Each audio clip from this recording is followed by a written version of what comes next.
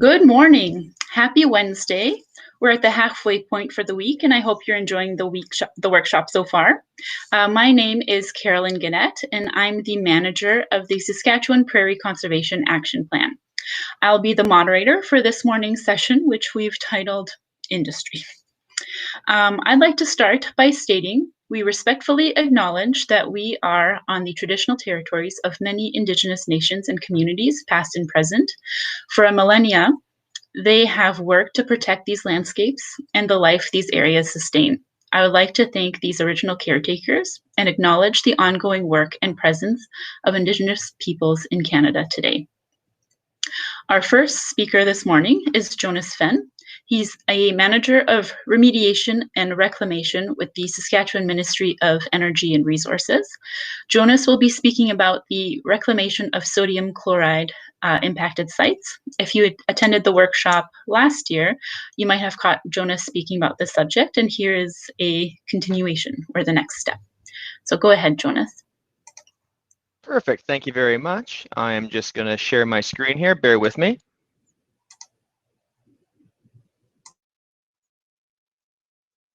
Okay, welcome to my presentation on AORs of sodium chloride impacted sites. As it was mentioned, this is a continuation from last year's presentation that I gave, where I had indicated why we need to do something, and because I faked interest, then I had to do something. So this is a 40-minute presentation. We're squeaking into 20 minutes, so you'll be missing some of the inflections I give on each slide. And I'll be going through pretty quick, so hold on to your hats and let's rock and roll. The first thing is that I do have to let you know that we are hoping to get this directive out the door here in Q1 of 21. However, we're in the review phase, so what I'm showing you right now might change slightly, but the general premise stays the same. And we are actually going through sites, both Orphan and through industry, going through this. Okay, let's rock and roll. So our directive is intended to provide guidance on an environmentally responsible path to obtain an AOR and eliminate deemed reclamation liability for oil and gas sites that have sodium chloride concentrations exceeding the criteria established in Directive 33.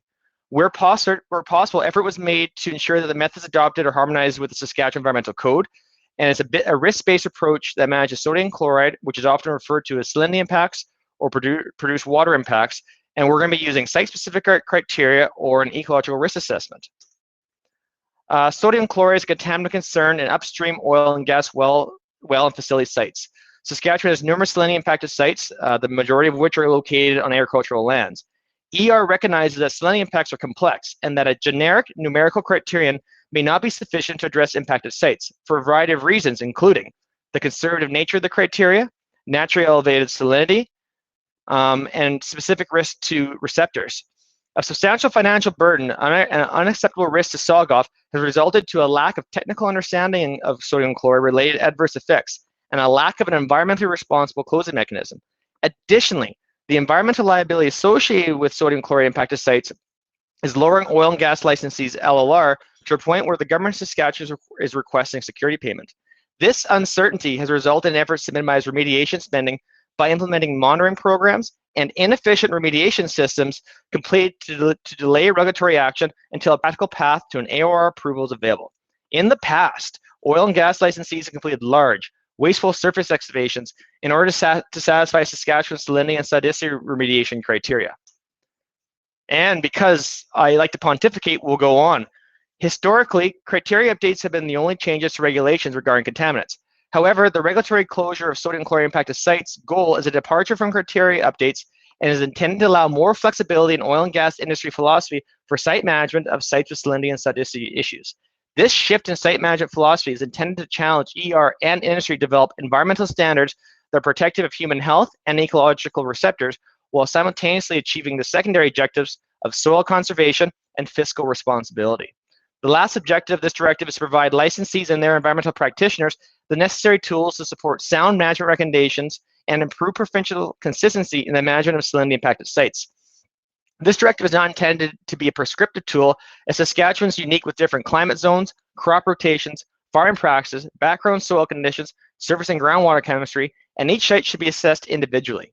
The intended audience includes experienced environmental practitioners who would benefit from procedural guidance and the characterization and interpretation of salinity impacts with respect to the assessment of ecological risk. There is an expectation that licensees and their environmental practitioners will provide the best options for the sodium chloride impacted sites. And why not? We'll keep going. As sodium chloride represents minimal risk to human health and sometimes limited risk to ecological receptors, it is difficult to reconcile performing large, expensive, intensive remedial programs that often include a significant carbon footprint. It's for that reason that a directive such as this one is necessary, as it involves cost, liability, and effort, but also includes environmental sustainability and responsibility. It's important to identify that there is an environmental impact in conducting a remediation program when that remediation program is intended to mitigate existing environmental impact. So in our industry, the word risk is used quite a bit. And when we're approaching this problem, there's really two types of risk we're considering. There's the risk I just spoke about to the environment, to economy, and everything like that. But there's another risk that we're not really thinking of, and that is if we don't come up with the practical and pragmatic way to address our sodium chloride impacted sites, they're going to remain on the landscape until oil and gas is no longer here. And then now this problem will either, one, not be cleaned up, or two, be left to the taxpayer to clean up. There is more sodium chloride impacted sites from oil and gas production that we have resources to remediate to the generic guidelines. So we have to think of a way that's still protective to environment and human toxicology, but also offers a way for us to actually get site closure. We're going to go really quickly over what is sodium chloride. So with oil and gas production, a byproduct is produced water. And in produced water, the dominant salt is sodium chloride. And if we use chloride as an indicator, chloride is essentially inert and it's not readily used in any biological system and does not degrade over time. Therefore, once it's released to the environment, it doesn't disappear, but it just moves about. And this movement is facilitated by groundwater and surface water, as salts are very soluble and moves where the water moves. Really quickly, where are some ecological effects? We break it down to their individual cations and anions. Sodium doesn't allow soil to keep a structure. It causes soil compaction, and therefore nutrients, water, and roots, even microbes can't penetrate it. And chlorides mess with plants' osmosis. I usually do better at that explanation. A little off today. Now I'm going to show you a series of air photos. The air photos I'm going to be showing are collected both from us as a ministry, and now that landowners have UAVs, they're actually collected by a bunch of the landowners as well. And they're going to be showing you large sites, quote unquote, but there's also the smaller impacts around well centers, around risers, and that actually represent a much smaller volume. However, when we total all the sites together, it actually creates quite a bit of work.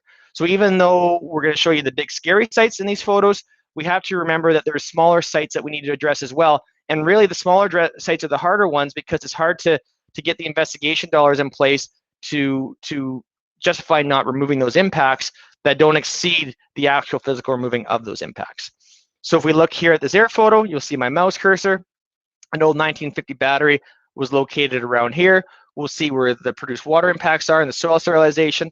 But it's really important to note, in the background and the foreground, we have very similar sterile areas, and that's not due to produced water impacts. That's due to natural salinity causing rooting zone restrictions. And what we're having is an intermingling of natural salinity with produced water, and we have this low growth area. And if we were to remediate this to pristine soil conditions, in 10, 15 years, we're going to be seeing similar bare areas in this spot due to the natural salinity. So we have to reconcile what a proper remediation strategy would be to gain closure on the site that doesn't break the bank and makes sense. Most of these sites I'll be showing you are old, 50, 60, 70, 80 era. New sites have issues with sodium chloride impact as well. This is a spill in 2012 that wasn't remediated properly. We can see where the pipeline trench is. We can see how the original remediation didn't remove all the impacts, and now we have radiating outward. We have still rooting zone issues. All the following photos here are actually were collected by landowners. This is again a 50s battery. The facilities are off the landscape. We have these sterile rooting zones due to produced water. And if we look right here, there's a remediation system that was turned off, groundwater collection, when the well was removed, and at one time was growing good because the remediation system was running, now is bare again because it's no longer working. And much of the same, we have where the old battery was sitting and the produced water impacts hit the groundwater are now communicating surface right here. This is another example of a historical battery. This is due to flare pit issues. You'll notice there's a tile drain system right here. This well is suspended, it's no longer on. And now we have our produced water impacts on surface right here. And 5 years ago, before this turned off, we were actually getting a growth in the site. You'll note here that the original flare pit where the fluid was dumped into was right here where we dug out the hydrocarbon impacts, and those produced water impacts have migrated. This is much of the same. We have flow line breaks that were not properly remediated. Much of the same. So why shouldn't we remediate to generic guidelines the large sites? If we look to the right here, we have our historical lease boundaries, which is 100 by 100. You can see where the historical flare pit was and excavated for hydrocarbon impact, and our produced water impacts have moved in between these two wetlands. This is an EM31 survey where the warmer colors represented here in the middle represent higher electrical conductivity, and as we move outwards, the cooler temperatures represent background conditions. So the impacted area is very large. We're about 100 by 100. The depth of the impacts are very deep. We're actually deeper than 6 meters below ground surface. In situ remediation, as in tile drain systems, is ineffective. One reason, we're in a glacial tilt, a tight clay, so the groundwater is moving very, very slow.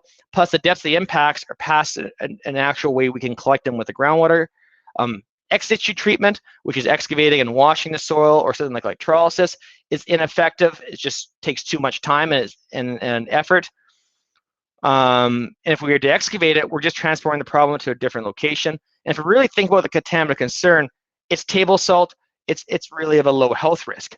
And as I had mentioned earlier in the introduction, we don't have enough resources to remediate to our current guidelines. If we were to dig this down to what our guidelines indicate, and we're to dig down every other site like this, we don't have the resources for it. This particular oil and gas company, in a 6 mile by 6 mile radius, has 90 of these exact same sites that we know that are on the books right now. If we were to think of a quote unquote small site where the impacts aren't very large, but there's a large volume of sites, is there a way we can use the scientific method to determine that there's a small chance of environmental impact and apply it to a large number of small sites? So that equals small savings on one site, but large savings when we think of all the other ones. For this example right here, it's delineated, we have a little bit of impacts right here. It equates to about 500 tons of impact, which on a single site isn't that bad. However, this particular small oil and gas company has 5 exactly the same. And so we go from 500 tons times 5, we're at 2,500. All of a sudden, it turns into quite an expense. And is there a way we can use our science to justify leaving in place while yet not hurting an environmental receptor? So, really appreciate my wordplay here. This might be my best work I've ever done. It's really important to note that this isn't a novel approach. We're building off of SPIGAC 4, which was created by Todd Hann. We're building off the Site-Specific Liability Assessment Directive, which was created by Sean Trithert and Sean Zunti, working with the Phase 2 Directive, PNG033, which is also a Sean and Sean directive. And then we've actually amended our Acknowledgement of Reclamation Directive 16 to include risk assessment. Because everybody's muted, I assume I cannot hear you guys laughing at my amazing wordplay. We'll just think that's happening. So, we built a directive. How do we build the directive? So we built a working group with representatives from CAP and EPAP, and we have 12 representatives from oil and gas licensees, which are listed there on the screen. Based on that group, we built a technical committee, and which is full of environmental practitioners, which is listed below. One important thing to note here is that we also have the Ministry of Environment involved, the Ministry of Agriculture, and Water Security Agency. And this is really, really important because these impacts can radiate outside the surveyed lease boundaries and impact other receptors other than just soil, be it groundwater, be it DUA, be it a freshwater aquatic life receptor.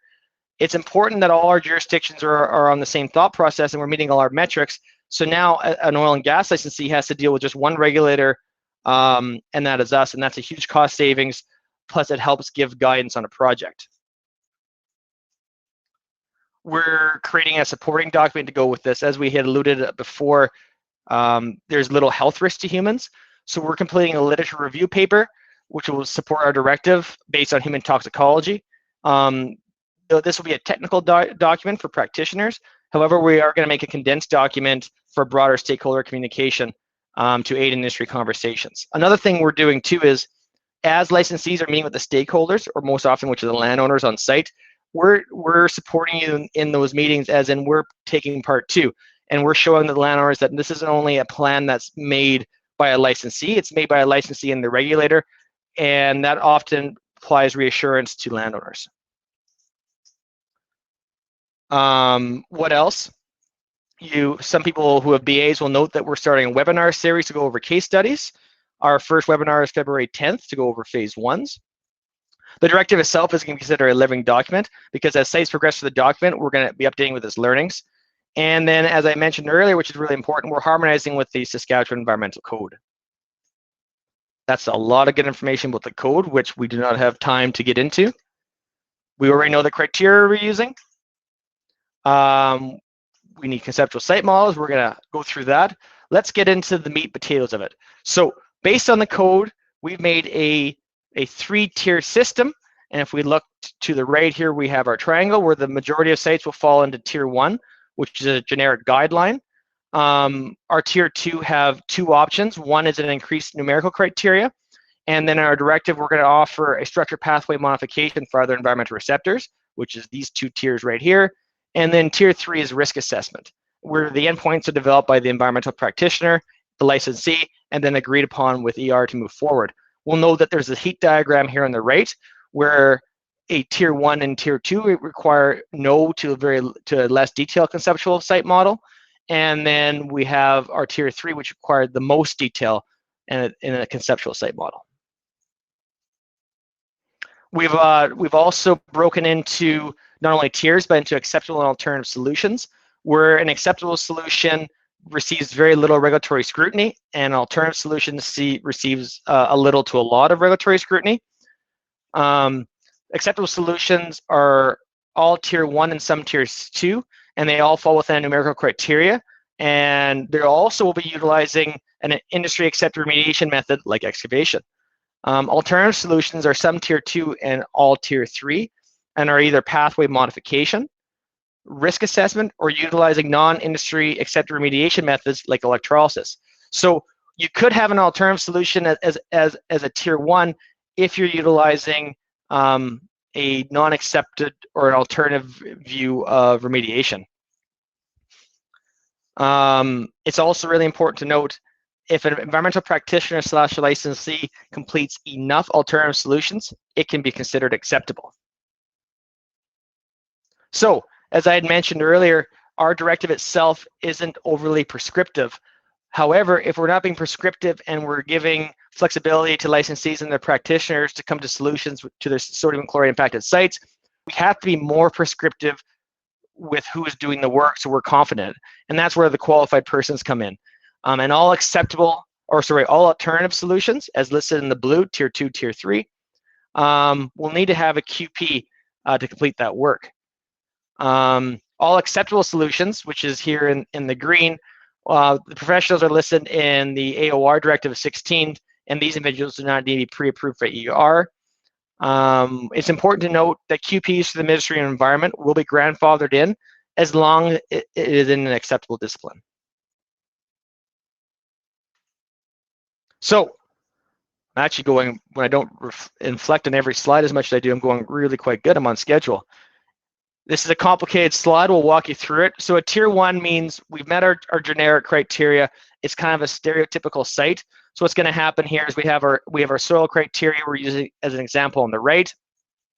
So our sodium chloride meets our tier 1 endpoints. Our vegetation is 80% compared to background. We're going to engage the stakeholder and complete a detailed site assessment, and the AOR application is approved.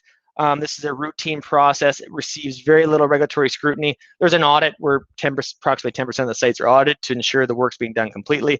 And if we look on the right here, that's the majority of sites, and it requires the least amount of investigation. If we're to move on more to a tier 2 and a tier 3 scenario, using soil as an example, we have our criteria here on the right where we have the numerical criteria is acceptable. We have anything exceeding that in the surface soils and the subsoils as an alternative. And this is where we're falling in that tier 2 conceptual site model, getting ER involved and approving your plan, and a QP is needed as well. I have exactly 1 minute left, so we can kind of run through the flow here.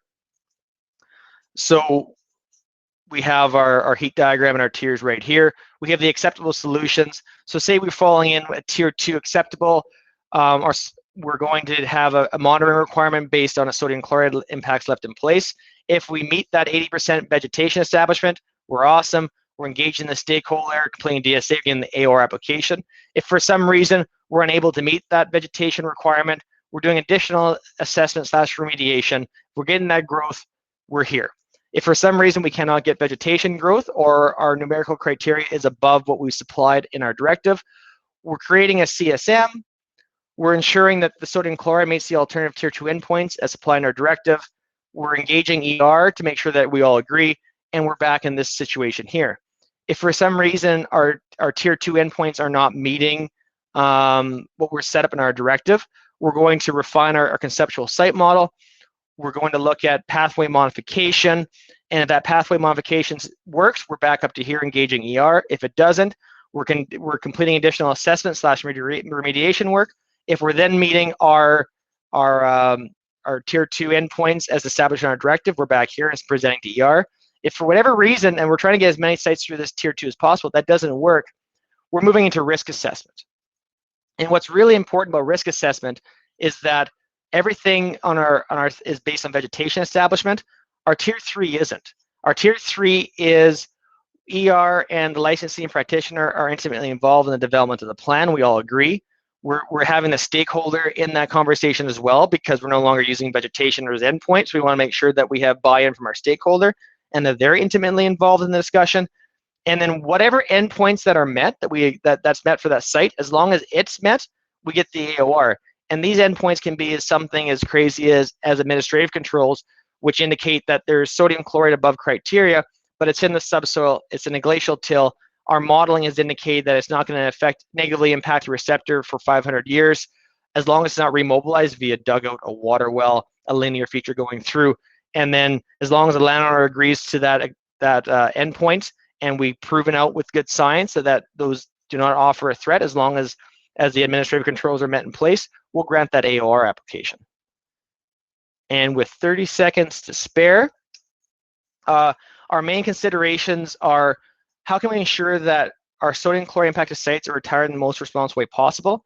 And that's to keep sites progressing by supplying solutions. Also, as I mentioned earlier with that administrative control, we want to make sure it doesn't appear that oil and gas is purchasing their way out of their environmental liability by applying good science to the problem.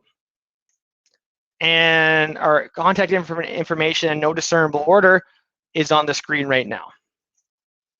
And that's it, exactly on time. Perfect. Thank you so much, Jonas. We are just going to enable the Q&A. And I will read out the questions, but also post them on the screen. So our first question is, are native prairie sites that have been impacted considered higher priority for remediation? Or is a saline site equal for remediation consideration no matter what land cover it occurs in?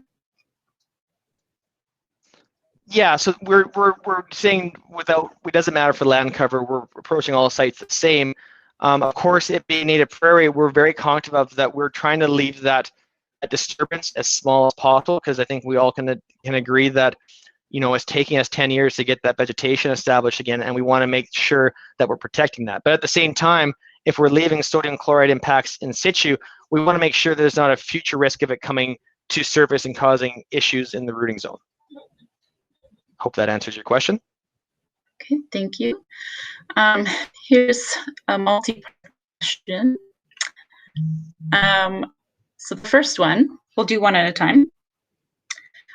If there are natural salinity issues associated with agriculture adjacent to an industrial remediation site, how often do agriculturally derived NaCl migrate into your remediation site with confounding effects on your remediation? Very rarely, actually. I know some livestock operations, we will note that we'll have chloride values that are impacting our sites slightly. But generally, our produced water impacts are so very large, like they're very big. So we're not seeing a lot of that, though it does happen. Okay, thank you.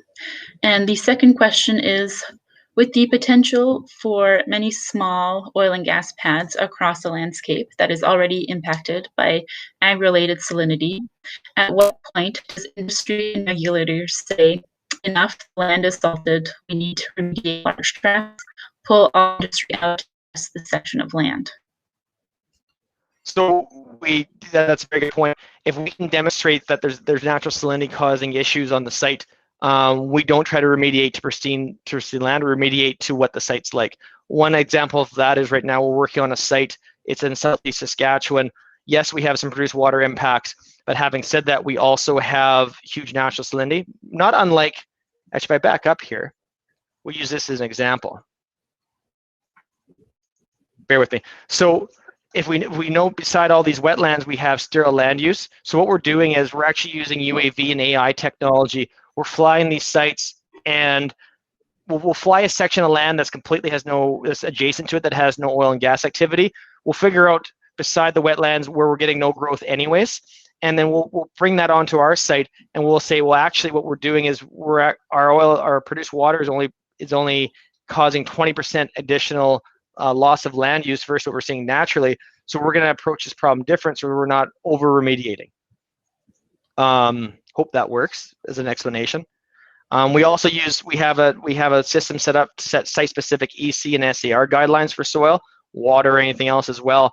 So if we have a natural salinity, say in the background, we'll call it 20 EC for argument's sake, and then therefore we're only going to remediate our site to that same 20 EC, even though our chloride, sulfate, so chloride represents the produced water, say sulfate represent the natural salinity, that ratio is augmented higher to the produced water end, but as long as our EC and SARs are meeting the background, we will accept that.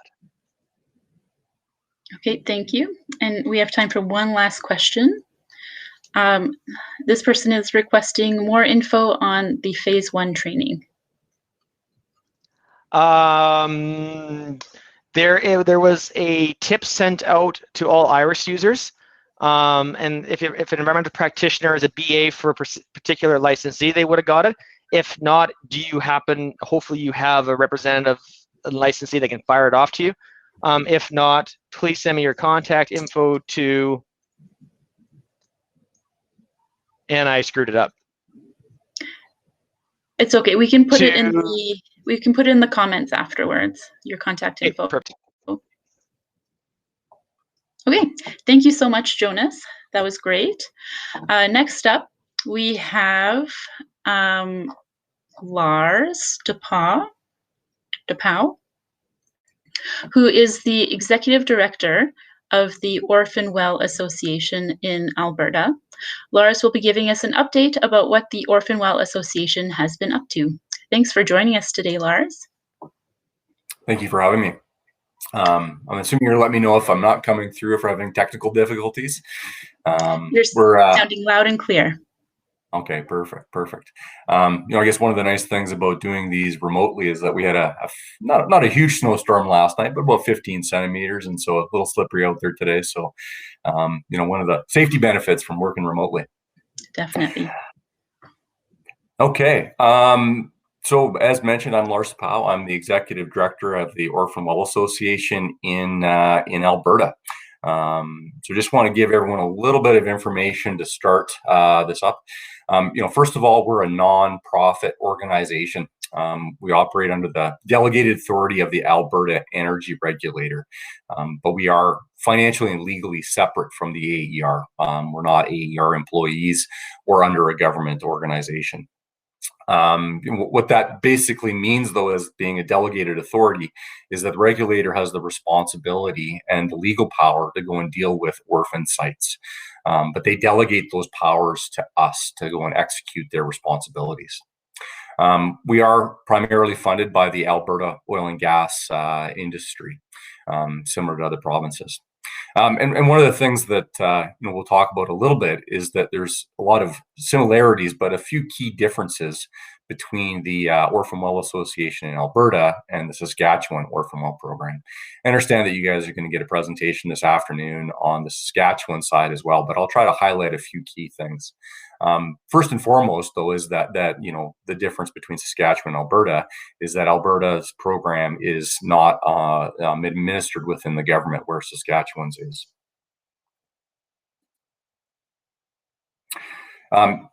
As mentioned, being a delegated authority, there's a number of pieces of legislation that control and allow us the powers. So first and foremost is the Orphan Fund Delegated Administration Regulation, or OFDAR, and the Oil and Gas Conservation Act. And a lot of those powers are held within there. There's also a few components under RETA and APIA that also provide us the powers to do the work that we do. Our mandate, is pretty straightforward. We do one thing, and that's to safely decommission the oil and gas wells that have been orphaned and restore the land back to its original state, or similar to its original state, in a cost-efficient manner. So safety and efficiency are a core mandate for doing this work. There's a lot of information and use of terminology out there that sometimes I find can be a little confusing for general stakeholders. I see a lot of numbers being thrown out there of the number of orphan sites that are not actually orphan, and same thing with abandoned. This is part of this thing about this terminology that has been used from a regulatory standpoint, but does create some problems for landowners. So obviously, abandon's the regulatory term that us in the industry use. But abandoned doesn't have a good connotation when you're talking to a landowner unless they understand it. So we try to use decommission, for example. And a lot of people also say, well, orphan and abandoned and inactive, they mix those two together, especially in the media. So orphan has a very specific regulatory definition. Also, there's a lot of confusion around insolvency proceedings, and there's a whole bunch of stuff around that. So you hear about receivership, bankruptcy, and CCAA. Those are all insolvency proceedings that happen prior to any orphaning, but they're all different, but include a lot of similar elements. Also, from a confusing terminology side, a lot of people don't realize that there's fractional ownership within a lot of assets in the oil and gas industry.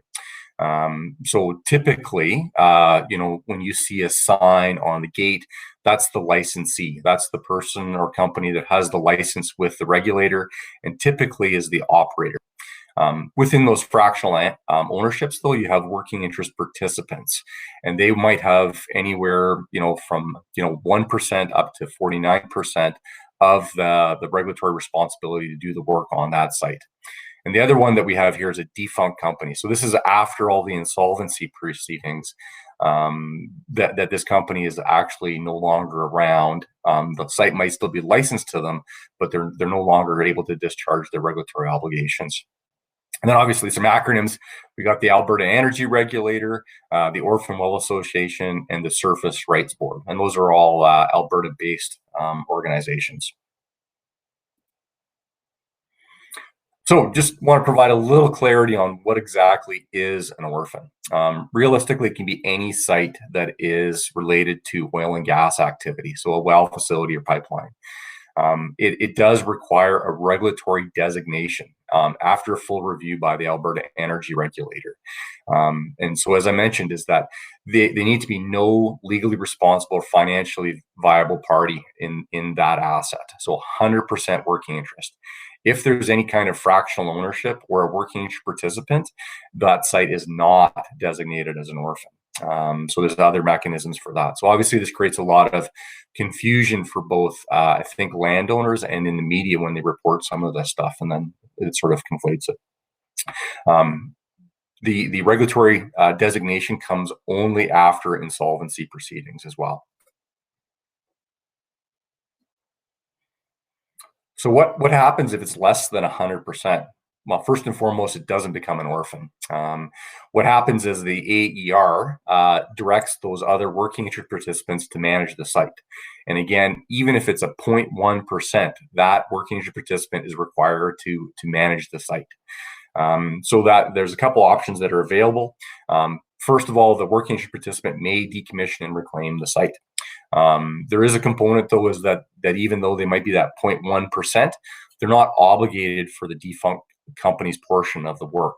We do reimburse the WIP for the defunct company's portion after decommissioning and after reclamation certificate is issued.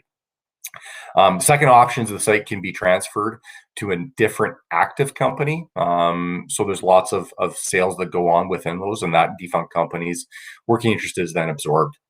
And there's also a new option that we're just about to unveil and start on a pilot program, is that the working interest participant can enter into the OWA so that the OWA can do the work on their behalf. The WIP pays their percentage, and the OWA covers the defunct company's portion. So this is one of the new regulatory powers that we received that I mentioned here early on the regulatory changes.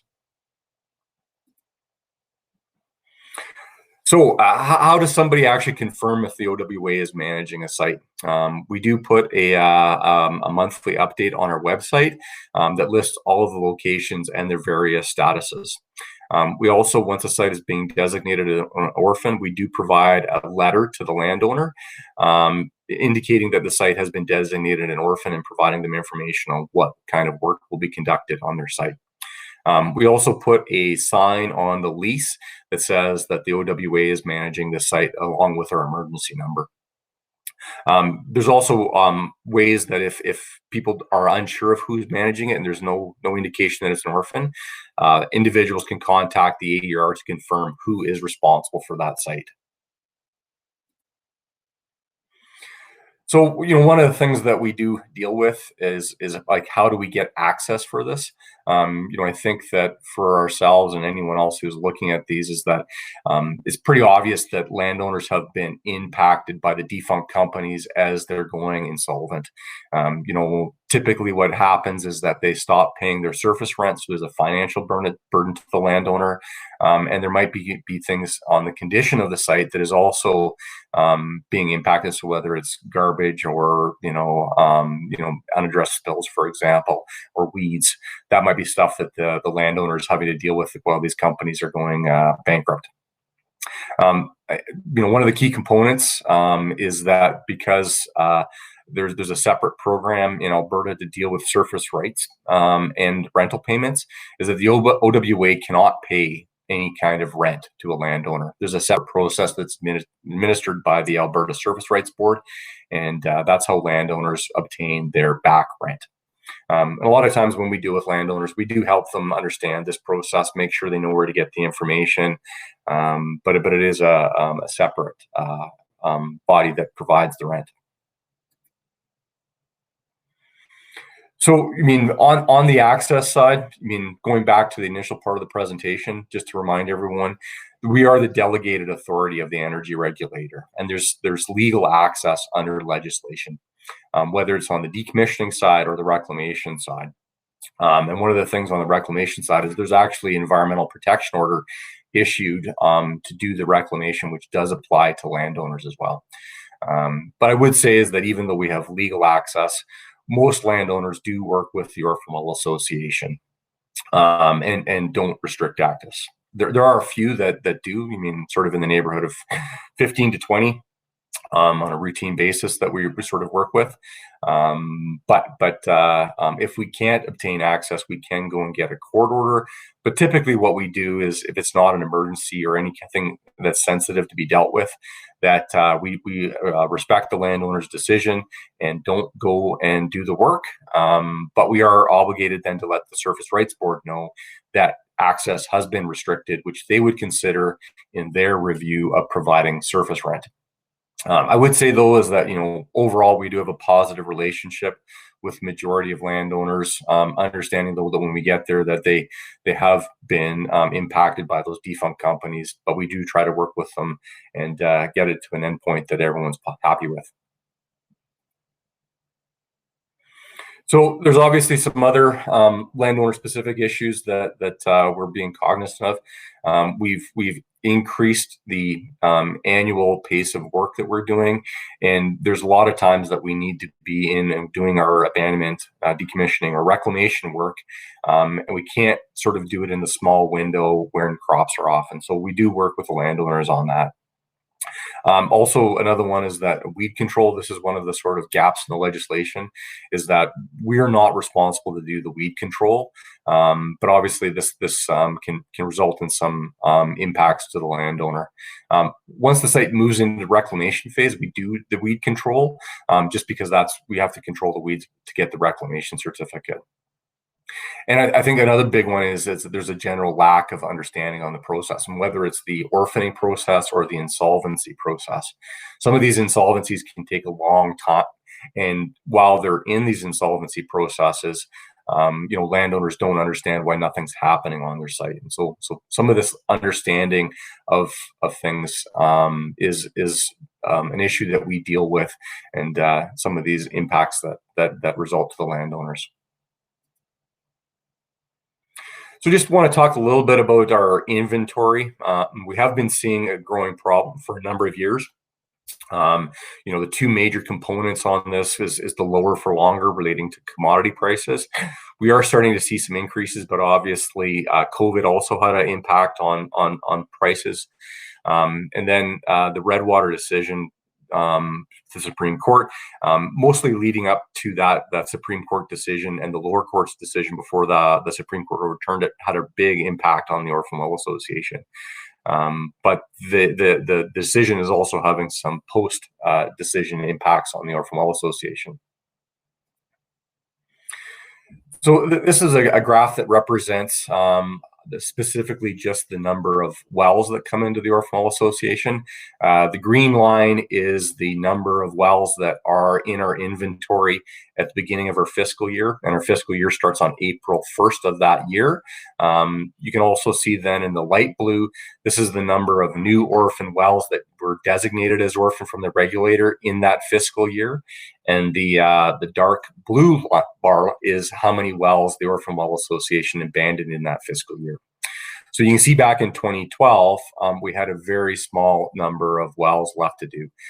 It was in the neighborhood of 14 wells. So a very, very small program, but related to, the strength of the industry coming into that. You can see as the commodity prices started to go down, the number of wells coming into the Orphan Well Association were increasing. You can also see that industry provided more funding to increase the pace of abandonment. And you can also see in 2017, leading into 2018 and 2019, that the government provided interest-free loans to the Orphan Well Association, and we were able to dramatically increase our pace of decommissioning work. In 2018, you can see obviously a very big increase in the number of wells coming in. That was specifically with one company. It was Lexan Resources, and so that's a big chunk of sites that we're doing right now. Our target for this upcoming year is actually to do 2,000 wells. We're well on pace to doing that. Again, our fiscal will end in March 31st, and we're really progressing well through it. The one thing that we don't know is how many new sites are going to be coming into the Orphan Well Association.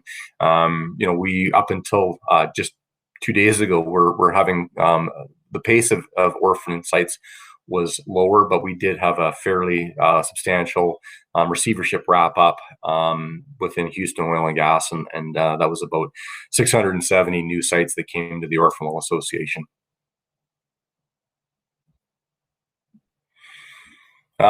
So there's obviously a number of insolvencies that are going on right now that could have a significant impact on the Orphan Well Association. Again, remind individuals that these sites are not orphaned yet. These are in receivership components. So the biggest one is Trident. That's getting to the end of the process. It's been going on for close to 2 years. So you can see how big of a process that is. The other two that we're dealing with right now is Point Loma and Bow River. And there's some inter-provincial issues with those ones as well that we're dealing with. There's also other insolvency proceedings that are going on right now, the biggest of which is Sequoia Resources. I think it's in the neighborhood of about 2,000 wells that are in legal proceedings with that one. And that one is going to have a significant impact when it's resolved, but it's probably in the time frame of years before it's resolved. So from our current inventory standpoint, we've got about 2,100 sites left to do. You can see that we've brought that number down dramatically from where we were in March of last year, which also includes the sites that have come in as well. So we've been working very hard in getting these sites decommissioned and moved into the reclamation phase. They basically fall over the whole province. The biggest chunk, though, is actually southeast of Calgary in the Lexon assets. But you can see that we've been making some really good progress through our inventory on the decommissioning side. As these sites transition from decommissioning into reclamation, though, you can see our inventory of sites that we need to be reclaimed is also going up, which is part of the natural progression for this work, moving from the decommissioning phase into the reclamation phase. And the way that we kind of talk about this is once we actually start the work, field operations wise, time wise, is the decommissioning is done in the order of days and the reclamation takes in the order of years because you have to wait for the vegetation to establish. But you can see that, we've got about 4,000 sites. And so, in last year we had about 3,300 sites. And a lot of those ones are new ones being transitioned from one team in our organization to the other. But I would say that, we are making really good progress. The other thing that we do say is there's about 33% of these sites are in the vegetation monitoring or final stages of reclamation. So even though there's a large number of sites, they're being progressed very quickly. So I spoke about some of the regulatory changes that we're dealing with. We did have an amendment to the Oil and Gas Conservation Act and the Orphan Fund Delegated Administration Regulation in June. So there are a couple of real big changes that were important to the Orphan Well Association, and I think also to producers. What those really key ones that came up are the ones that I've highlighted here. Obviously, additional protections for directors are important to us as an organization, but these other ones I think are broadly more important. So one of the things is available is being able to appoint and fund receivers and trustees in insolvency proceedings. And one of the impacts from the Redwater decision is that creditors were previously funding receivers and trustees. But under Redwater, since we have a super priority, they were not interested in doing that. And so if somebody didn't fund them, all those sites would then be designated as orphan. So this is a very important change. The next one's around reasonable care and measures. And this is another regulatory tool that the AER now has to provide the OWA with direction to go and deal with sites prior to a receiver being appointed.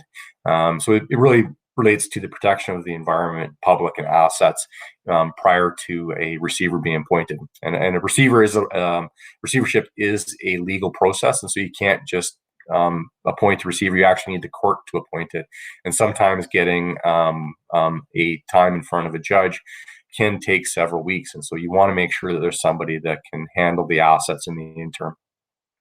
I did speak a little bit about entering into agreements with WIPs to do those abandonment and reclamation work. And the other big one is that we can now do things to limit the number of orphans. And that's a pretty broad statement, but it's important to provide us more tools in the toolkit to make sure that we protect the Orphan Well Association. From a funding side, this is one of the things, again, we see a lot of misinformation in the media about and talking about impact to the taxpayers. The Orphan Well Association is not funded by taxpayers. We're funded by an annual orphan levy. Industry funding to date is about $440 million. It's quite a substantial amount of money to have been received from the oil and gas industry. And the way we kind of look at it is I mean, industry always has an obligation for polluter pays, but these are other organizations. It's not directly their assets. It's sort of taking care of your neighbor's property in a, sort of homeowner sense. Obviously, we have received some money that's being come from taxpayers. There was a previous grant from the Alberta government in 2009. And we received 3 loans, 2 of which are from the provincial government, 1 from the federal government. Now, these are interest-free loans, so obviously the interest component does come from a tax base, but those are being repaid by the oil and gas industry. Those loans total about $500 million. It's a lot of money, and we have repaid about $50 million of that so far.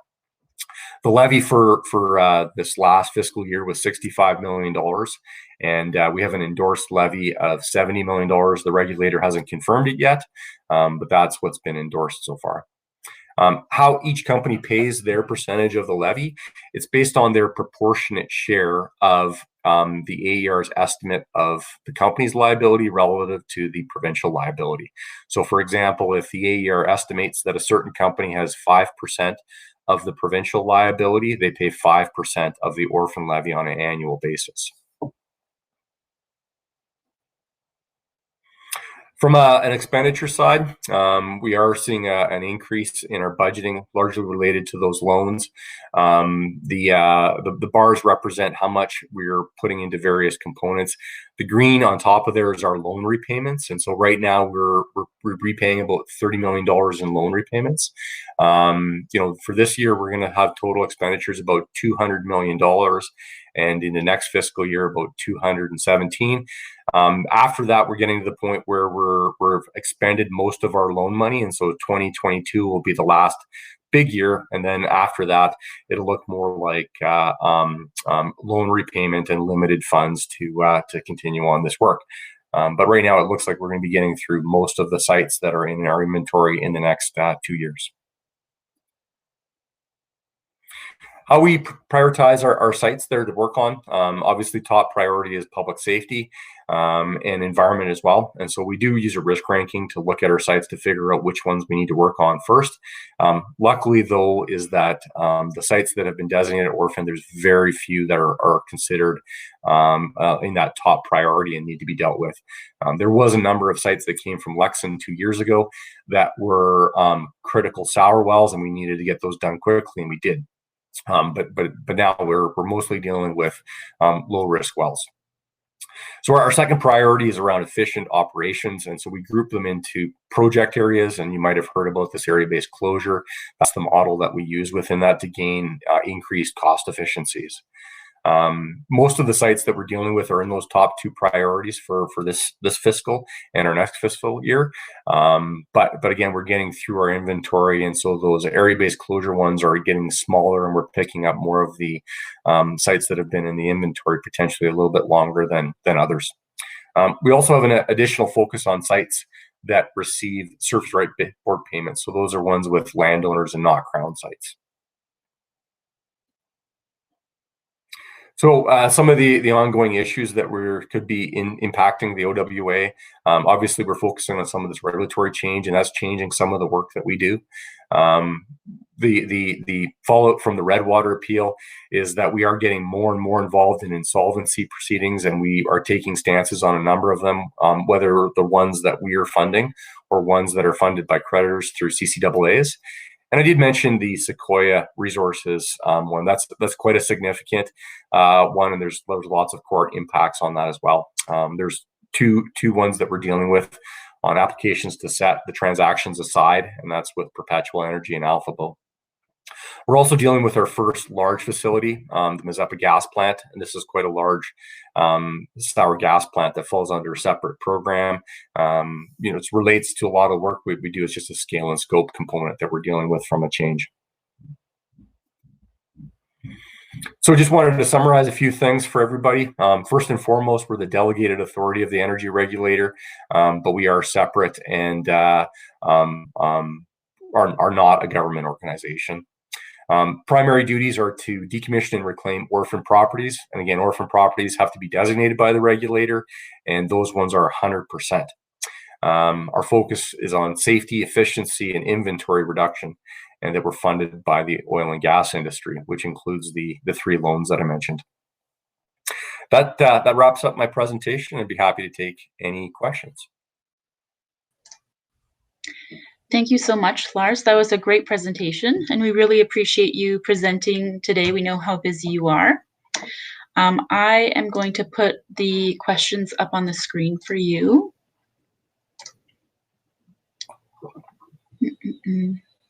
We will start with this one.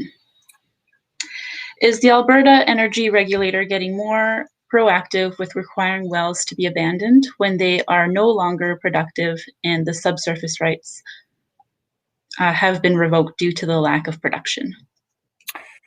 Yeah, I mean, there's a couple components that both the regulator and the provincial government in Alberta are focused on. The provincial government has spoken about a policy change and implementing a liability management framework, which will require some of these components. But that's really started at the policy side, and now the regulator is implementing that policy. I'm not involved on it, but I don't think I've seen anything from an actual new regulation on it. But I know that both groups are working on it. Okay, thank you. Our next question is from Kelly. Is there an expedited process if an orphaned well has been determined to have an immediate or significant impact on the site that would allow the OWA to begin work prior to the financials wrapping up? No, unfortunately, there's not. I mean, I guess to make sure I understand the question here is that, we can't work on a site until it's been orphaned. So I'm assuming by financials being wrapped up, we're talking about sites that are in receivership. Now the receiver is able to go and do specific work if there is something that needs to be done, but the OWA can't work on it until it's being designated an orphan, which is after receivership has been completed. Once it's been designated as an orphan, we have the complete flexibility to go and work on a site though. And we do prioritize them based on impact. Okay. Our next question is from Daniel. Is the funding through the Orphan Well Fund projected to be adequate long-term, or is there still concern with the liability being left to the public? Yeah, and I think this with our sites that are currently in our inventory, if we don't get any more, we'll be wrapped up the vast majority of them in the next 2 to 3 years.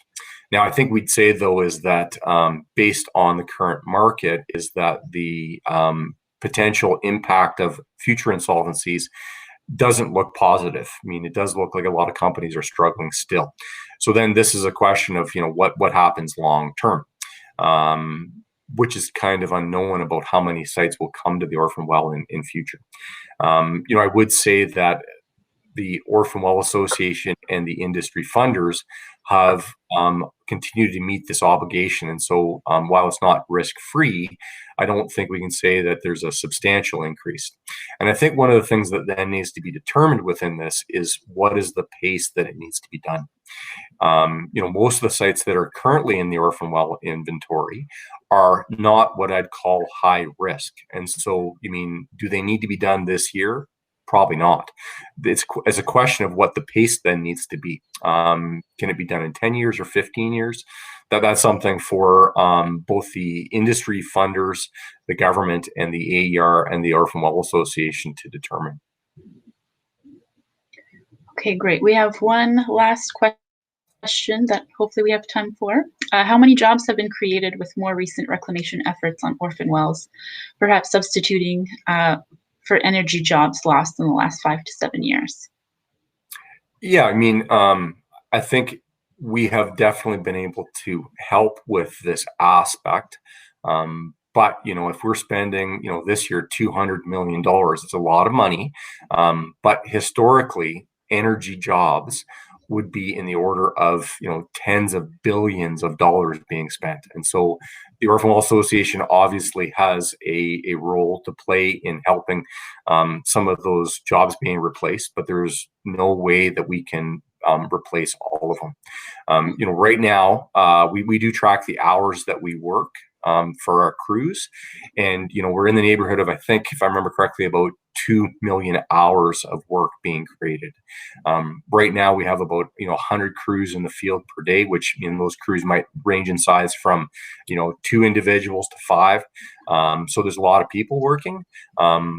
But to think that we'd be able to replace all of the jobs lost is we just can't. There's just too big a void, and I don't think one organization could do that. For sure. Well, thank you so much, Lars, for joining us today and for the update. Now we will have Stephen Severchek and Corey Shilliday with Trace Associates, one of our platinum sponsors. Stephen is an environmental scientist and Corey is a division manager. And they will be talking about their experience in needing to increase efficiency in the field because of the pandemic, which is something that many folks who do field work have had to deal with. So Corey and Stephen, if you just want to turn on your microphones and your cameras.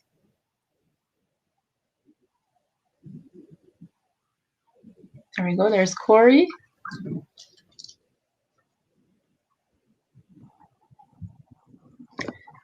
Stephen, it's in the AV pod under our webcams.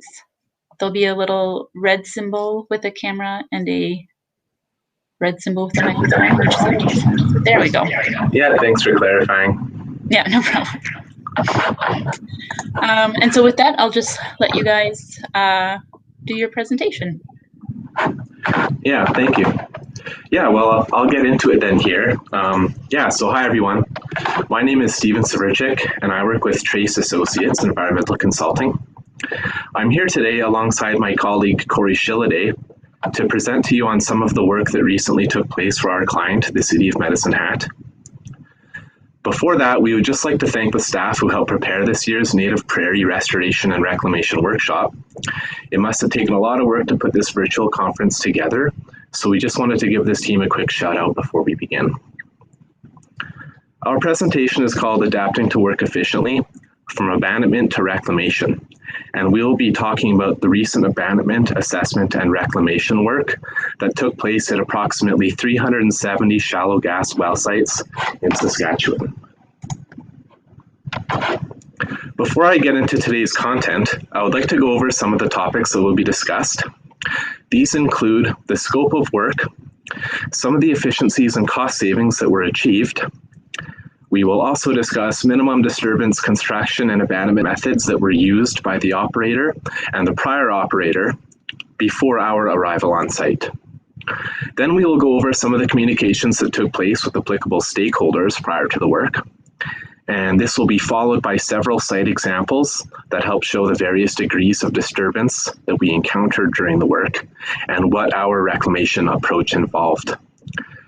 Lastly, we will finish up with a summary of our presentation, followed by acknowledgements and questions.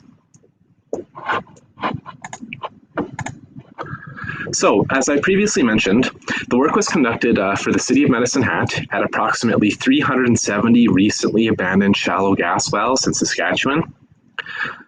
We conducted our work shortly after the sites were surface abandoned, which involved the removal of surface infrastructure, including wellheads and pipeline risers. The work conducted during our initial round of visits included Phase 1 environmental site assessments, detailed site assessments, and some light reclamation activities, all of which helped to determine what follow-up work was needed to move these sites towards closure. And then shortly after the initial round of visits, we had crews out conducting additional light reclamation activities at the majority of the well sites. And later on in this presentation, we'll provide additional details on the light reclamation work that was conducted during the initial visits and subsequent follow-up visits. So this work was coordinated with our client to take place shortly after surface abandonment activities. This allowed us to conduct our work under the same set of underground facility locates, therefore saving on costs that would have been incurred with an additional round of underground facility locates at each location. As previously mentioned, in one site visit, we were able to combine work that might typically take place over 2 or 3 visits, specifically the Phase 1 environmental site assessments, the detailed site assessments, and the initial visits. This helped to reduce our time in the field, in addition to reducing time involved in field preparation and planning activities. This approach also resulted in less vehicle travel, which minimized disturbance to the native prairie trails in the area, which are a part of a larger sensitive native grassland habitat.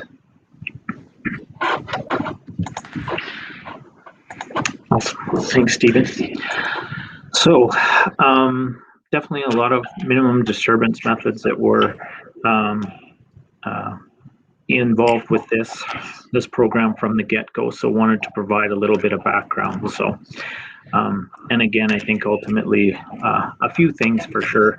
Obviously, in a pandemic, trying to reduce the amount of travel and all those other things. So again, with that, combining a lot of work in the same trip to try and reduce some of those issues. So a bit of background on the actual wells within the area here. So majority of the wells are located on native prairie sites, and so we're of the vintage of being drilled in the 80s, some in the 90s, and a few in the early 2000s. So because of the nature of the area, sensitive, sandier, native prairie, the sites were reviewed and an environmental protection plan was in place prior to drilling of the sites.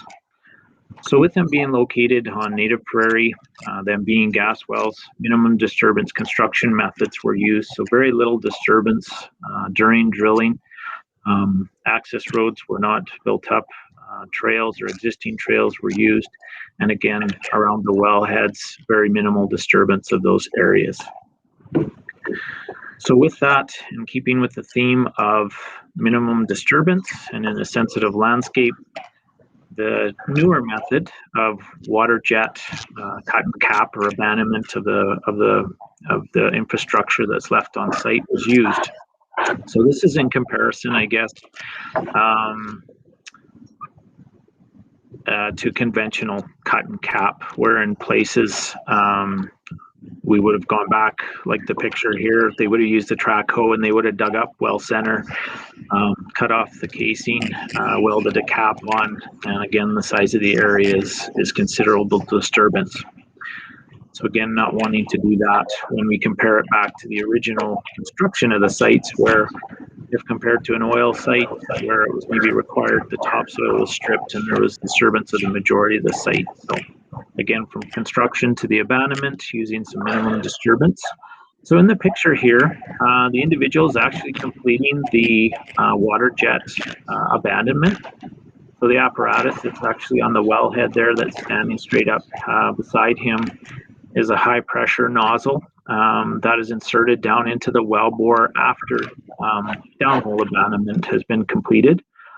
And that water jet, high pressure with an abrasive like sand, is used to cut that well casing from the inside. And once that's completed, the well casing can be lifted out with the backhoe. What the individual is doing there is actually inserting a plug into one of the pipeline risers or the pipeline. And once that's in place, again, this apparatus will be inserted into the pipeline, and that'll be cut from the inside, and then that pipe will be removed. So as you can see, Mother Nature and native prairie landscape is quite resilient. So over the years, the native vegetation has grown back into the area, and so want to take advantage of that as well. So from the get-go, with minimum disturbance, construction practices, also abandonment, wanted to look at that and augment that with minimum disturbance reclamation as well. So we'll talk about that a bit more, but wanting to take advantage of that natural revegetation that's happened at these locations over the years, and that we're not disturbing it more than we need to. So again, so the main goal, so that we can get vegetation going and so that we have a comparable site meeting equivalent capability for off-site. Yeah, thanks, Corey. So this slide here shows the disturbance caused by conventional surface abandonment or cut and cap methods versus the disturbance caused by the water jet surface abandonment methods. As Corey mentioned, conventional surface abandonment methods sometimes involve the preparation of a small excavation to dig out the wellhead. So as seen in the image on the left, this results in a larger disturbed area than what we see in the image on the right, where surface abandonment, where water jet methods were used. So with the water jet surface abandonment method, the disturbed area is smaller, it's less noticeable, the vegetation hasn't been disturbed as much. And yeah, as can be seen between the two photos here, the difference in size is quite significant. As you might expect, larger disturbances take longer to revegetate. And so by using the water jet surface abandonment method, the sites should be able to reach site closure sooner. I also wanted to mention that both of these sites were constructed using minimum disturbance methods as opposed to full disturbance methods, such as what Corey just discussed. This is important in reducing disturbance in grassland habitats, and of course helps to move the site towards certification sooner. So prior to and during the work, communications took place with various stakeholders, including landowners, occupants, and government agencies. It is our responsibility to speak with landowners and occupants prior to conducting any fieldwork, as they need to be aware of what work is taking place so that they may provide input. They often have conditions that we need to respect, such as keeping gates closed or avoiding the use of certain trails when ground conditions are poor. In addition, landowners and occupants might also have valuable information regarding the sites constructed on their land, so it is in our benefit to consult with them. For sites on public land, the Ministry of Agriculture is the landowner representative and also needs to be notified when work is taking place. Both the Ministry of Agriculture and private landowners must be consulted when considering topsoil importation and seed additions, as they need to provide final approval. So prior to our reclamation work, consultation with the Ministry of Agriculture took place while preparing native grass seed mixes and while discussing the idea of topsoil importation. So for our program at this time, it was decided that topsoil would not be imported.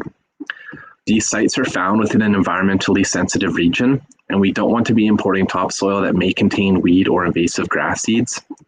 In addition, topsoil importation would involve further disturbances to the sites and to the trails, which we're trying to avoid if possible. And lastly, landowner approval is required for improvement features to remain in place, such as access roads, approaches, and gates. So over the next few slides, we'll be taking a look at several examples showing various levels of disturbance that resulted from recent surface abandonment activities. So this site here is an example of a site where disturbance from surface abandonment was very minimal, and where the site should be able to progress towards site closure within a few years. Yeah, as you can see, the vegetation is in pretty good condition. The photo on the left shows conditions of the former wellhead area as seen during our initial visit. So we hadn't done any reclamation work at in that photo. You can see tire tracks on the ground, but the former wellhead area itself shows minimal disturbance. And the photo on the right shows conditions of the site during our follow-up fieldwork visits, where light reclamation activities took place. These included seeding of an approved native grass mix, and raking of grass litter over the areas with less dense vegetation. Native grass mixes were based on off-site vegetation that was observed during the initial round of visits. And I also wanted to mention that similar reclamation activities took place during that initial round of visits, where staff would rake grass litter over the disturbed areas and remove whatever debris was left over from abandonment as required.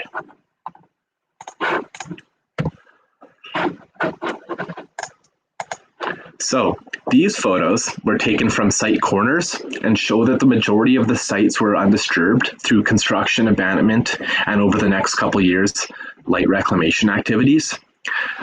Each of these photos shows a different site, but just trying to get the same idea across, which is that I just wanted to give you guys an idea of the scale of disturbance through the life of the site. So when minimum disturbance practices are used during construction and during abandonment, the environmental footprint is much smaller than when traditional methods of construction and abandonment are used, some of which Corey touched on previously. So most of these sites were either 65 meters by 65 meters or 90 meters by 90 meters. And although it is difficult to tell in these photos, the area of the site most disturbed during surface abandonment was at well center. And this area, often noted by exposed soil, was usually quite small, with sizes ranging between 2 meters by 2 meters and 5 meters by 5 meters. So this photo here on the left shows you kind of an example of what you might see as far as disturbance goes after the water jet surface abandonment method. So just some exposed soil at the surface there within the tech fence. So this slide shows an example of a site where disturbance from surface abandonment activities was more noticeable than in the first example I provided. Note that both photos shown here are of the same site. So in some cases, digging is required during surface abandonment to help remove the wellhead. Even during cut and cap, they might have to do a little bit of digging to help get it out. So vegetation may be disturbed more than usual. The photo on the left was taken during the initial site visit before any reclamation had occurred. And you can see the surface disturbance within the tech fence that resulted from the abandonment. And the photo on the right was taken during the follow-up visit after the following light reclamation activities were conducted. So the surface soil was raked along with grass litter around the former wellhead area. This helped to level out the disturbance or any minor contour issues that were present at the former wellhead area at that time, and helps to cover the poorly vegetated areas with grass litter. Grass litter should aid in preventing soil erosion in addition to helping with revegetation, as the grass litter itself may contain viable seeds. And field staff also hand seeded these areas using approved native grass mixes, which, as mentioned previously, were based on off-site species compositions. Awesome, great, thanks, Stephen. So this example here, probably one of the sites where the former well center area is a little bit larger than probably the majority of the sites that we looked at within the area. So definitely the photo on the left is prior to doing any reclamation work. The text fences will be removed and probably are removed now. But as you can see from here, inside the tech fence where the former wellhead was and pipeline risers, again, the vegetation is doing very well and there's minimal disturbance from the water jet cut and cap abandonment. Where the impacts have happened more so that's more visible is probably from livestock going around the side of the tech fence and creating some erosion there. So again, wanting to stick with the minimum disturbance, and also I think reducing bringing in topsoil equipment to spread out topsoil that would probably increase the size of the area that we need to revegetate. Also with this, I guess, too, reducing the potential for people working together in COVID times, even though you're outside, and keeping distance. Again, so through some of that, we're seeing some benefits here, I think, as well, too. So in the past, I would think, and maybe even in the future here still, it would probably be common for people to bring in a fair amount of topsoil to try and fill in the impacts that were created from the cattle around the outside. But in the photo on the right, I've taken the time and done some raking, and we'll probably continue to monitor this, and if we need to touch things up as we go. But again, taking advantage of the vegetation that is growing on site so that natural revegetation can also help, plus the seeding here as well. And ultimately putting the onus, I guess, the emphasis on revegetating the site and getting it to a sustainable state. So microtopography on this site might not be great, but again, if we can get the vegetation going in these sandier areas, I think that outweighs the benefits of bringing in topsoil and making things very, very flat here. So these are just a couple examples, again, of some of the sites that we were dealing with, again, with the sizes. So the photo on the left is with the truck, was after we'd come back in and done some initial light reclamation, raking in some grass litter, and leveling things out a little bit. But as you can see, again, with the water jet abandonment, the amount of disturbance area is very, very minimal. And again, the text fence will be removed. And yeah, as you can see too, livestock in the area, and yeah, a little bit of manure raked in around there as well too. So again, trying to take advantage of the area and not to do a whole lot of additional disturbance or additions. The photo on the right, we did have some other locations in the area that were abandoned that I guess we would call it, they were on improved pasture. So there are some agronomic species within that area and off-site. But again, implementing the same thing here where there wasn't a whole lot of disturbance from abandonment to construction. So adding, raking in some of the grass litter that is there and taking advantage of the minimum disturbance, and again, just focusing on establishing vegetation. This last example is actually an example in Alberta. So the site on the left, conventional cut and cap was completed in 2013 on this site. Again, no topsoil brought into the site, and you can see that we've got some different contours there. And so still matching, I think, the overall landscape, but again, not bringing in topsoil and maybe potential issues with that. Even in this area here where there are some agronomic species, not only on the site, but off as well. So matching the surrounding growth. But again, with the conventional cut and cap, the size of the disturbance is considerably larger when compared to the cut and cap. Photo on the right is the same location in 2019. And so showing this as an example because we've got a bit of an endpoint here, and this site has reached site closure. And with that, our hope would be that by using these, again, augmenting the minimum disturbance that was started from construction to abandonment with the water jet, is that hopefully we can see site closure on these sites sooner than this time frame, ideally maybe within a couple, 2 to 3 years. And with that, again, reducing the amount of trips and travel and work that we need to do on these locations to help not impact the access roads and things like that.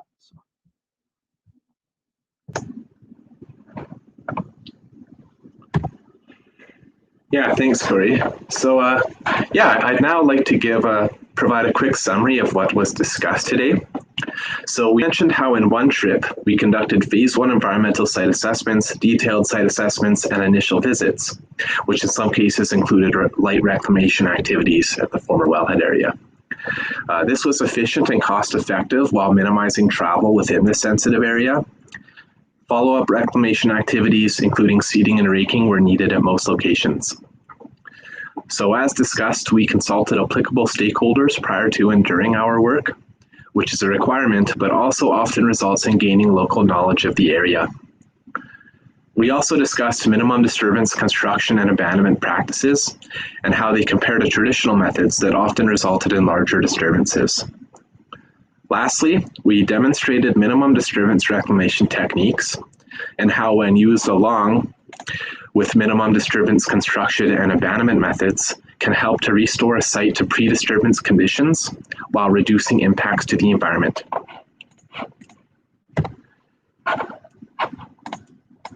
So at this point in time, we would like to acknowledge those involved, the first of which is our client, the City of Medicine Hat, who worked with us to effectively and responsibly reclaim these abandoned well sites. In addition, we would like to thank the entire team of TRACE staff who helped with this program, which included people from across both Alberta and Saskatchewan offices. So with that being said, we'd like to thank you all, and we hope you enjoyed our presentation and found the content informative. We'll now have time for some questions. Thank you, Corey and Stephen. We do have time for questions, and I'll put them up on the screen and read them out. The first one is about soil microbiology. Yeah, good question for sure. We don't have any soil analysis, or we're looking at any of that. But yeah, I think a great idea, especially on these, like I say, on some of these low disturbance sites where native vegetation is moving in. So I want to take advantage of that. So yeah, good question. So we haven't yet. Could bring that up with the client maybe. Yeah. The next question is about sourcing topsoil. So when sourcing topsoil, when it may be essential, have you considered spoil piles from nearby dugouts that have vegetation regrowth that usually contain local native seed bank and obtained by scraping the spoil pile versus excavating the spoil pile? Yeah. We have, yes, would consider it for sure. We do that on maybe other locations that we've worked on in the past. Again, this area being quite sensitive, and really these locations, the native prairie sites, were in very, very good condition. No weeds on them. So again, tentative to bring anything additionally in. My experience in the past, sometimes soil piles that are near dugouts are located in low areas. So sometimes the salts are increased in that soil that's there. And in other cases, again, depending how that soil pile has been managed, we may see some additional weed seeds or things like that that are in there. So obviously, if we were going to use some soil from there, if it was needed, running weed seed analysis and testing the soil before we're using it. But yeah, on the prairie where there isn't a whole lot of soil, we definitely look at soil piles from dugouts if we can use them. Yeah. Great, thanks for that answer. This next question is from May, and is this work in a particular field where the oil and gas was more shallow and minimum disturbance practices are possible at the construction phase? And then she continues, I understand that deeper wells require heavier equipment to drill and thus larger site footprint at construction. The water jet decommissioning is a really cool innovation. Mm-hmm. Go ahead, Steve, you want? Well, I'll take the next couple. I think I can answer those if you want to do this one. Okay, sure. Yeah, so good question. I'm not a driller. I still learn stuff about drilling and production all the time, but yeah, these are fairly shallow gas wells. So again, it is shallow. They are gas wells, so they can do the minimum disturbance. Again, if it's an oil well, depending the jurisdiction you're in or what the regulations might be, Alberta, Saskatchewan, in a lot of cases at that time frame, oil wells would have been stripped, so that you're not, if you did have any spills or anything like that, it's not ending up on the topsoil. Yeah, and obviously some of the bigger, deeper wells, from my understanding, that you would maybe be drilling, say in the foothills of Alberta or somewhere where they're going down to, several thousand meters. Obviously, the footprint is probably a bit bigger, but again, I think there's still more and more push to keep not disturb very many areas. And it's great. Innovation is great. The way we can abandon these and go from there is good. So yeah. Cool. Yeah, I'll just add to that by saying most of those sites, the wells were about 500 meters deep. Okay, thank you. I think we have time for one last question. Yeah, I saw one about vegetation panels, actually. Oh, sure. You want to answer that one? This is a good question too, though. Okay, we'll do both. How long until you anticipate these sites will meet the DSA AOR requirements? Typically, with these disturbances being smaller, our hope is that we can get those wellhead areas or former wellhead areas revegetated. Like, it would be nice within 2, 3, 4 years, that sort of thing. I think on sites with larger disturbances, it's not uncommon for a native grassland site to take 5 to 7 to 10 years, even potentially, to fully revegetate and get all of your native species, including your increasers, your decreasers, all back on that site. These ones, our hope is, considering that the areas are pretty small, and if it doesn't take too long to get vegetation growing, I would anticipate maybe 2 to 4 years, something to that. But yeah, it'll be site specific, of course. Okay, thank you. I won't read this one out to today. save time. Oh yeah, fair enough. Yeah, so this one about the vegetation panels. Yeah, so I mean those tech fences were there to protect the infrastructure during the course of those wells, like their life of production. And yeah, I agree. You can clearly tell that in most cases the cattle are attracted to those fences, and then they'll start to walk around it, and then you get a little ring of bare soil there, which I know lots of landowners and occupants, they don't love that about fences. So as far as reclamation goes, now that most of those, I think all those tech fences are gone, we have considered getting vegetation panels to lay across those disturbed areas, especially the ones with smaller disturbed areas, because I know those panels aren't too big, so if your disturbed area is too big, it might not be too convenient to lay a ton of those things down, but we have definitely considered that idea, and we might employ the use of them over the summer here. Okay, thank you so much for answering questions and for your presentation today. We really appreciate you guys being here. Yeah, no problem. Thank you. And the last presentation in this industry session was supposed to be by Sean Zunti with the Saskatchewan Ministry of Energy and Resources. However, Sean can no longer present today as his wife went into labor. So we send out our congratulations to Sean and his family as they welcome this new addition. Jonas will be taking over Sean's presentation about the Saskatchewan Orphan Well Program. So thank you, Jonas, for stepping in on such short notice.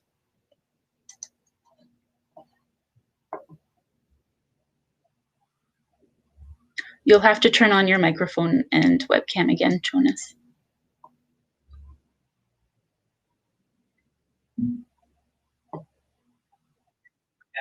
Yes. Well, can we unfortunately see me? Not yet.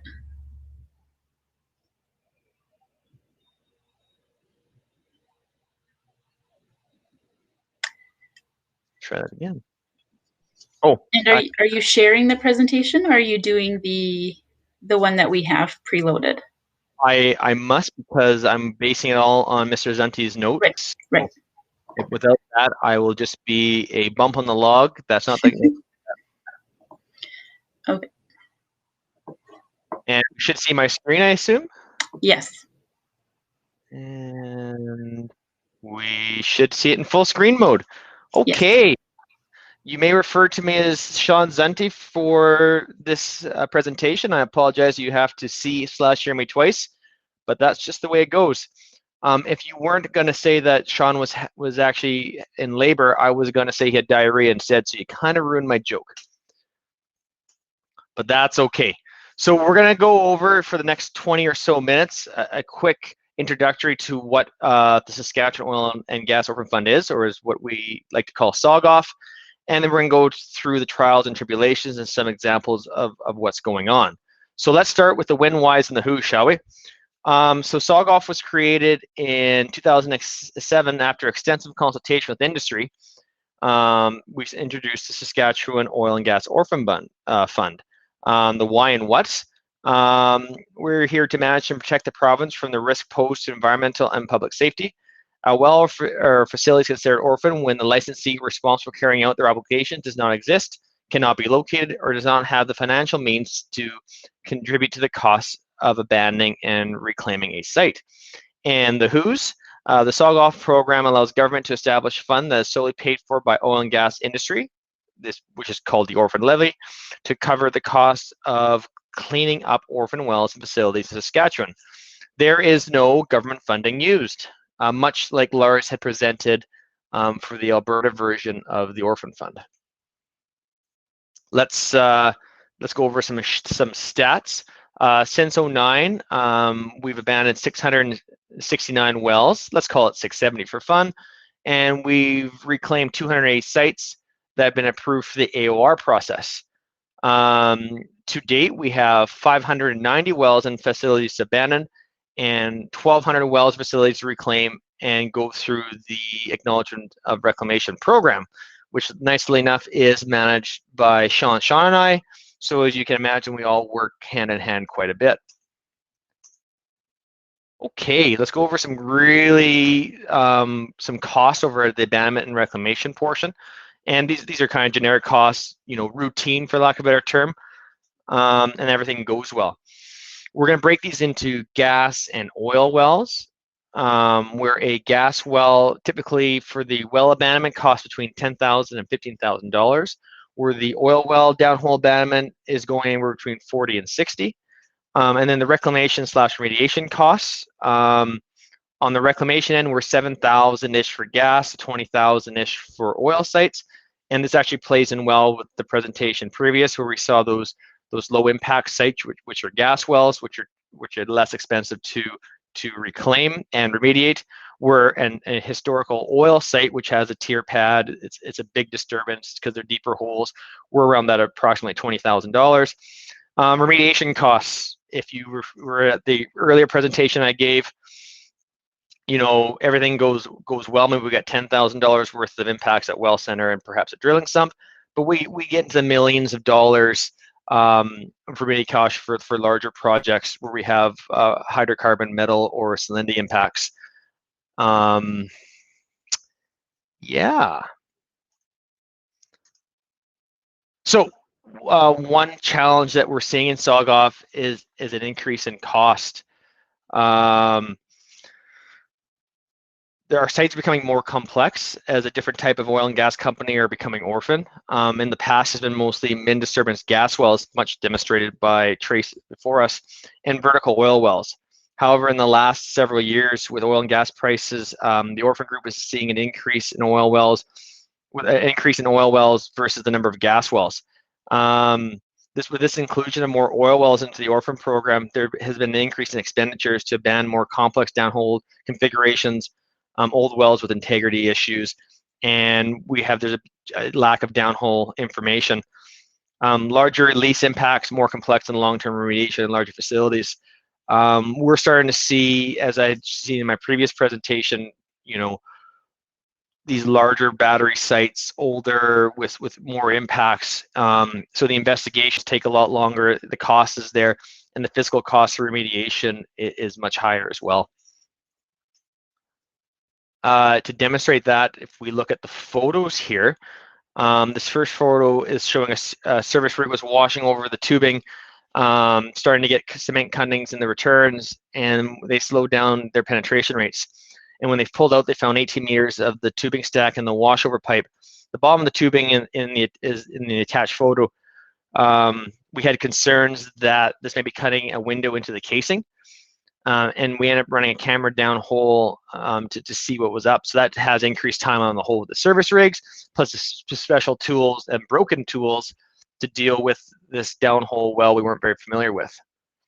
Now we're going to show a site that we'll refer to as the middle of nowhere. It receives very, very little precipitation, rain. I can't seem to talk. It's a native prairie. It's hard to get to. As you see, the landscape is really cool and fun, but not the best for reclamation. This was a 2016 abandonment, and we're still struggling to get the site back. Sensitive native grass, and like I said, again, middle of nowhere. 4 years we've been working on it. We have another 2 or 3 years to go. It's an extremely dry area. There's not much precipitation. Just reclamation costs, there was no remediation issues. We're at $1 million spent, and we're looking at another 45,000 to go. And we'll go through some more of these pictures. We got ourselves some prickly pear cactus. You can see the dirt work. Oddly enough, we say it gets no rain, but it looks kind of foggy and rainy that day. Just, of course, the day you're pushing dirt. This is the kind of you can see the landscape and the topography. Much of the same. You can kind of see where the site sits today. This is the access to get in. We'll just back up here. We'll leave it at this photo here. So hopefully I didn't click to them too fast so you couldn't see them. Another problem we're seeing now too is as we're getting the more complicated wells and we're getting these remediation issues. As you see here, this is an old pipeline break or perhaps a flare pit, I can't remember. You can see that dark stain material, that's due to petroleum hydrocarbon staining. This is an Orphan site 2015 to 2019, and we're still ongoing. You know, on our original inspection of the site, we didn't predict much impact, but then we had pits and contamination everywhere. And the site's also native prairies coming back. So just the remediation costs for the dig and dump for the impacted material, we're sitting at over $360,000. There's where the pit was. We see all the dirty dirt, for lack of a better term, stacked to the side, and we see our giant hole in the ground. You can see it based on the track hole. That's a big piece of iron, and it would fit in this hole pretty darn easily. This is where we are here at 2019. You can see how we're dealing with the last little bit of grass to establish, and this appears to be native prairie as well. So another problem we have is that we have equipment salvage. So as we're taking these orphan facilities and protection equipment apart, we actually physically, as we are the government, we do not have a storage area, so we have to find buyers. And how do we go about selling and salvaging equipment? We're entering an era too where a lot of this infrastructure is unsellable now due to the price of oil commodities, and the drilling activity and abandonments are low. So we're having a giant issue with equipment salvage. This is a great example here. This is a CO2 plant. That's a nice picture. We'll leave it there. It's a huge facility. To give you an idea, you know, that double door you're seeing here on the side. You can't see my mouse pointer when I go on there. Apparently, that's 8 feet alone. So this is a big piece of equipment. It's all on skids. It's a whole unit, brand new equipment, unused. Everything is ready to be hooked up and start running. This stuff was worth millions when it was installed, and now we can't sell it.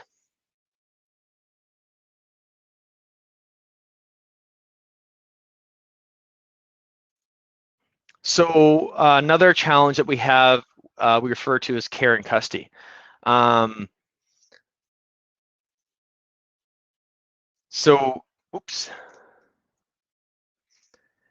care and custody is vitally important because it protects the public environment and creates good relations with landowners and RMs. And a good relation is very important when it comes to actual abandonment and SOGOV. And because SOGOV does not pay service lease payments, which is different than the Alberta version, we only offer services to get the land back to same production. Trying to explain what the challenges are and why. We need to keep the public safe. We need to administer our program, and larger companies are becoming orphan, which leads to a larger and larger workload of SOGOV. Increase in project size leads to increase in what we need for budget, and budget is always tough.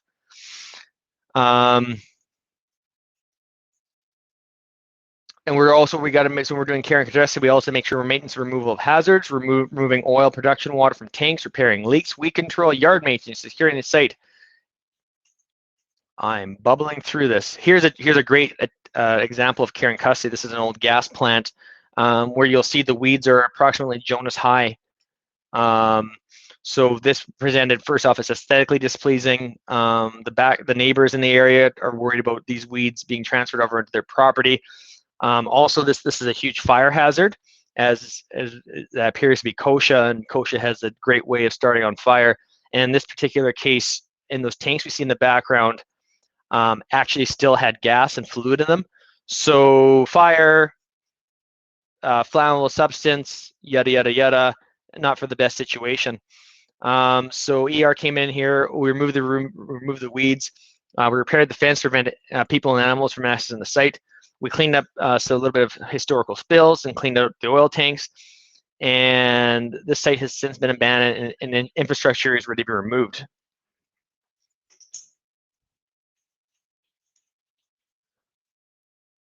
All right, the next, so the challenges with RM and landowners. So the RMs and landowners are often upset because they've had to deal with the company that's going orphan, and if they've gone orphan, you know, sometimes things weren't going their way. We have some issues with the state of the site, might have issues with not leases being paid and other things. So there's a frustration when we come on the landscape. And we're not offering any monetary payment as well, but we still need to be able to have access to be able to clean up the sites and remove the problems. This is very unfortunate because it adds difficulty in administering the orphan program, as it's another group of people we have to work with to get to get the end goal of the site reclaimed. Even though there might be some sensitivity there, more and more landowners are very unhappy to have producing land. They want the producing land back, but again, it's not instantaneous. It takes a while to get to this point, as well as a ton of communication and understanding from both sides. Again, we cannot pay for the lease payments, which can be another sticking point for some landowners. These issues caused by orphans can be several years of revenue loss and production loss on landowners' land, and in some instances, they have to complete out-of-pocket work on these sites to prevent issues from spreading. And there's a sensitivity to do that, and that's justified. Okay, now the misinterpretation from media and public. This causes us some additional challenges as well. So the media and public takes up time and resources because we get the answers, questions, and concerns. And again, we're not a complaint. This is part of the process. Where the problem comes, there's confusion created, because as the public reads and misinterprets information and bases inquiry on media information, if we look at the article here on the screen, this article had orphan wells and inactive well discussion reviewing multiple inquiries regarding that. This CBC article recorded 35,000 orphan wells, which was actually inaccurate as it was number of inactive wells. So all of a sudden, we were receiving a lot of phone calls and explanation on what's happening in our orphan program. Although we don't work directly with the media, we're still required to answer other questions, and this leads to more confusions with the answers being interpreted differently from what is actually intended and what's out there in the landscape. And again, case in point, the article you can see in the slide was written by CBC, and it was a really well-written article, but it did lead to confusion terminology in the article with the readers, which then led to a lot of feedback to our organization regarding why there's so many orphan wells in the landscape when that's actually not the fact.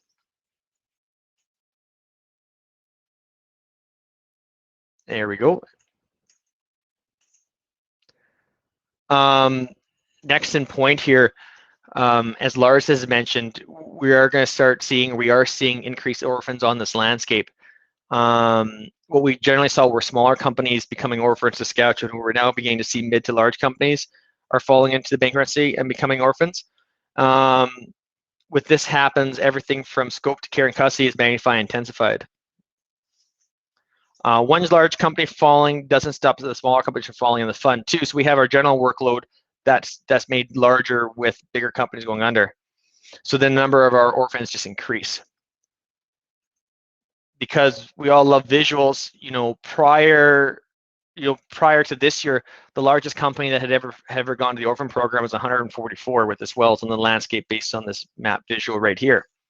However, there's a chance that in the same area we're looking at over 2,000 wells, which would be the largest amount of wells ever entering the program at one given time.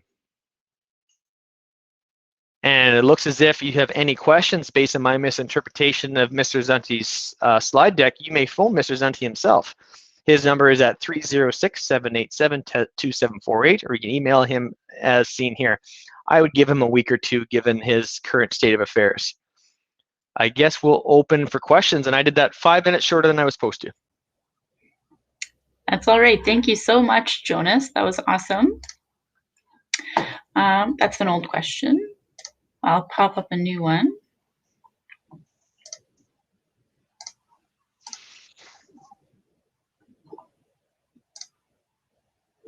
Will the average cost scenario change as a higher percentage of wells needing abandonment are horizontal or contain complex enhanced oil recovery facilities? Yes. To broadly answer that, yes. However, we're always looking at ways to push the envelope and find try to find better ways to remediate / reclamation. And case in point, if you attended the earlier presentation on my SALT directive, when we're having orphan sites come into that program, we're using that directive right now for those sites. So the cost is becoming more expensive, but we're still using good science to solve the problem. So we are reducing those costs best that we can. Okay, thank you. This question is from Ashley. If the equipment can't be sold, what other options have you considered or explored? I have a great answer for that. I have no idea. They do. There is a gentleman that does work on this, so there is an answer to that question. I just don't happen to have it. Okay. The next one is from Brandy. It says, "Hi, Jonas. Has the Ministry of Energy and Resources seen any water jet cut and caps to date? If so, is there specialized sampling that goes along with that?" So yeah, we have, Brandy. That's a good question. So Trace had mentioned that they're doing that work with Medhat Gas, and we've worked with Medhat Gas on those projects as well. And when it comes to those the cut and cap sampling there, I'm not exactly sure. I can't remember how that went. Trace would be better to explain that. I'm not sure if they're finding a way to collect the samples in that, or in their phase ones, they're determining that there's a very low possibility of impact based on other phase twos they've done in the area. Now, having said that, in the southeast, there's some licensees looking at using that same technology in oil and gas sites. And what the one licensee is doing right now is they have a 200 well abandonment program, and they went and they did the phase twos ahead of time. And for sites that they determined there was no impacts at the well center, they're going ahead with that water jet technology to remove them. And sites that do have impacts, they're just going to the traditional excavate a hole, cut out the well bore, and then remove the impacts and backfill. Okay, thank you. Though, I'll clarify that too. We are seeing that on the phase ones, we're not getting a great explanation on not collecting well center samples, and that's something we're going to be working to add more clarity and make it less ambiguous here in 2021. And that's starting with that February 10th webinar on phase ones. Okay, thank you. The next question is from Ashley. Do the Saskatchewan Oil and Gas Orphan Fund and the Orphan Well Association collaborate at all on sharing methods or approaches to mutually benefit from things that each other are doing well or finding work well? Yeah, they do, and I'm not necessarily in those conversations, but I know they do. And then Lars had mentioned his presentation on a certain company that happens to be going to receivership, and it falls on both sides of the border. I know the SOGOF and OWA are working together on that. And then we're always looking for ways to harmonize. And if we see that another jurisdiction is doing something well, we have no problem adopting it or making it work in our system. Or what I prefer to do is take a good idea and then make it better and own it for Saskatchewan. Sounds good. The next question is from Clinton. Of the tens of thousands of wells shut in, how many are estimated as needing abandonment currently, and have those costs being carried by the owners? Clinton, that's a loaded question with many variables that I'm unable to really address it. Every licensees are managing those differently, and they're looking at what cost points the wells can come on versus come off the landscape. Having said that, we have mentioned previously about the accelerated site closure process, and a lot of these suspended wells are being addressed in that program, which is using federal dollars to abandon infrastructure in Saskatchewan. Okay. There's also this question about the accelerated site closure program. So why are orphan wells not included in the accelerated site closure program? If you want to go over that. Yeah. Chad, you're instantaneously my enemy. Complex reasoning that I won't get into at this moment. Sorry, Chad. Especially since I'm being recorded. I think that's all the questions that we have, unless one pops up soon, relatively soon.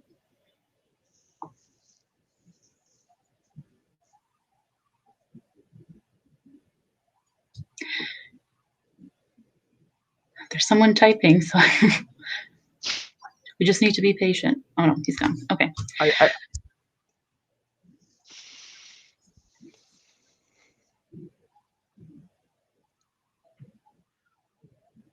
If anyone has any other questions for Jonas or Sean, they can contact them. They're listed because they're ministry employees. And maybe Jonas can direct those questions to the right person if needed. For the orphan well question with the ASCP program, I'll fire a response back. I'll get a better answer than what I could say verbally and mess it up. Sure, sounds good. So with that, thanks for joining the industry session. Next on our schedule is the trade show, discussion groups, and the poster session. There are 2 planned discussion groups, a case study led by Earthmaster Environmental Strategies, and another on wildlife habitat. We hope to see you over there, and thanks again to all of our speakers this morning. It was a great morning. See you later.